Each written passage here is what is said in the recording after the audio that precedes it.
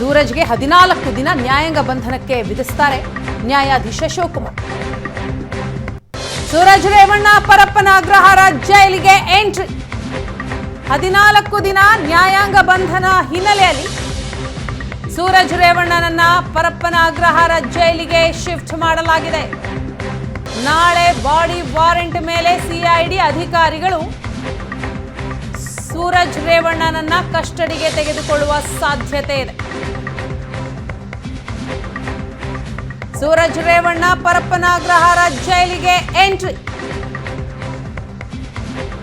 14 ದಿನಗಳ ಕಾಲ ನ್ಯಾಯಾಂಗ ಬಂಧನಕ್ಕೆ ಒಪ್ಪಿಸಿ ನ್ಯಾಯಾಧೀಶ ಶಿವಕುಮಾರ್ ಅವರು ಆದೇಶವನ್ನ ಹೊರಡಿಸಿದ್ರು. ಆ ಪ್ರಕಾರ ಪೊಲೀಸರು ಸೂರಜ್ ರೇವಣ್ಣನನ್ನ ಪರಪ್ಪನ ಅಗ್ರಹಾರ ಜೈಲಿಗೆ ಶಿಫ್ಟ್ ಮಾಡಿದ್ದಾರೆ. ನಾಳೆ ಬಾಡಿ ವಾರೆಂಟ್ ಮೇಲೆ ಸಿಐಡಿ ಅಧಿಕಾರಿಗಳು ಸೂರಜ್ನನ್ನ ವಶಕ್ಕೆ ಪಡೆಯುವ ಸಾಧ್ಯತೆ ಇದೆ. ಸೂರಜ್ ವಿರುದ್ಧ ಅಸಹಜ ಲೈಂಗಿಕ ದೌರ್ಜನ್ಯ ಆರೋಪ ಇದೆ. ಬೌರಿಂಗ್ ಆಸ್ಪತ್ರೆಯಲ್ಲಿ ಇನ್ನು ಸಂತ್ರಸ್ತನಿಗೆ ವೈದ್ಯಕೀಯ ಪರೀಕ್ಷೆ 15 ರೀತಿಯ ಟೆಸ್ಟ್ ಮಾಡಿ ಮುಗಿಸಿದಂತಹ ವೈದ್ಯರು. ಫೋರೆನ್ಸಿಕ್ ಡಾಕ್ಟರ್ ಸತೀಶ್, ಸರ್ಜನ್ ಭರತ್ರಿಂದ ಮೆಡಿಕಲ್ ಟೆಸ್ಟ್ ಆಗಿದೆ. ಘಟನೆಯ ಬಗ್ಗೆ ಮಾಹಿತಿಯನ್ನ ಪಡೆದು ದಾಖಲಿಸಿಕೊಂಡಿದ್ದಾರೆ ವೈದ್ಯರು. ಘಟನೆ ಯಾವ ರೀತಿ ನಡೆಯಿತು, ಎಲ್ಲಿ ನಡೆಯಿತು, ಸೂರಜ್ ನಿಮಗೆ ಎಲ್ಲಿ ಹೇಗೆ ಪರಿಚಯ ಅಂತ ಪ್ರಶ್ನೆಯನ್ನ ಕೇಳಲಾಗಿದೆ.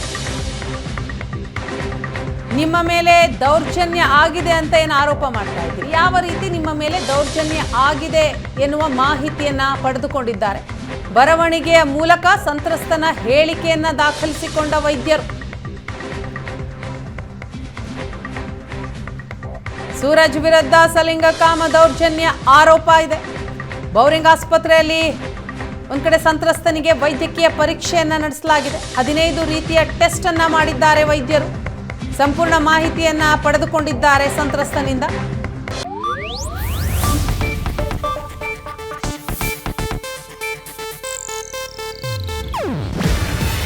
ಇದು ಏಷ್ಯಾನೆಟ್ ನ್ಯೂಸ್ ನೆಟ್ವರ್ಕ್ ಪ್ರಸ್ತುತಿ.